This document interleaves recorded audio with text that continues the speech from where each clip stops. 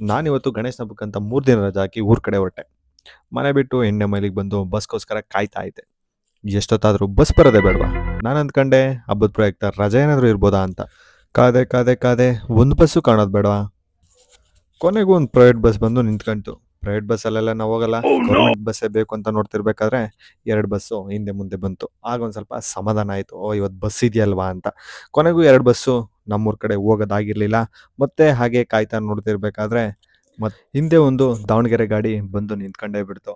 ಯಾವುದಕ್ಕೂ ಇರ್ಲಿ ಕನ್ಫರ್ಮೇಷನ್‌ಗೆ ಕೇಳ್ಕೊಳ್ಳೋಣ ಅಂತ ಬಸ್ ಹತ್ರ ಓಡಿ ಹೋಗಿ ಅಣ್ಣ ಹಿರಿಯೂರು ಅಂತ ಕೇಳಿ ಒಳಗಡೆ ಹತ್ತಿದ್ರೆ ಬಸ್ಸೆಲ್ಲ ಖಾಲಿ ಇತ್ತು. ಲಾಸ್ಟ್ ಸೀಟಲ್ಲಿ ಹೋಗಿ ನಾನು ಕೂತ್ಕೊಂಡಾದ್ಮೇಲೆ ನೆಕ್ಸ್ಟು ಬಸ್ ಮೂವ್ ಆಗೋಕ್ಕೆ ಸ್ಟಾರ್ಟ್ ಆಯಿತು. ಕೊನೆಗೂ ₹200 ಕೊಟ್ಟು ಟಿಕೆಟ್ ತಗೊಂಡ್ರೆ ₹198 ಟಿಕೆಟ್ ಕೊಟ್ಟು ₹2 ಚೇಂಜೇ ಕೊಡಲಿಲ್ಲ. ಹಾಗೆ ಬಸ್ ಮೂವ್ ಆಯಿತು. ಹಾಗೆ ಹೋಗ್ತಿರ್ಬೇಕಾದ್ರೆ ಮಳೆನೂ ಸ್ಟಾರ್ಟ್ ಆಗೋಯ್ತು.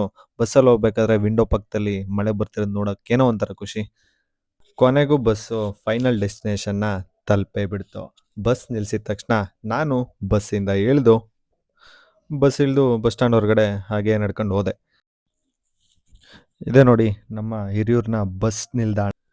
ಅಲ್ಲಿಂದ ಸೀದಾ ಆಟೋ ಹತ್ಕೊಂಡು ತುಂಬ ದಿನದಿಂದ ಫ್ರೈಡ್ ರೈಸ್ ತಿನ್ನಬೇಕು ಅಂತ ಆಸೆ ಇತ್ತು. ನನ್ನ ಫೇವ್ರೆಟ್ ಡಾಬಾದಲ್ಲಿ ಫ್ರೈಡ್ ರೈಸ್ನ ಪಾರ್ಸಲ್ ಮನೆಗೆ ತಗೊಂಡು ಮನೇಲಿ ತಿಂದು ಮಲ್ಕೊಂಡೆ.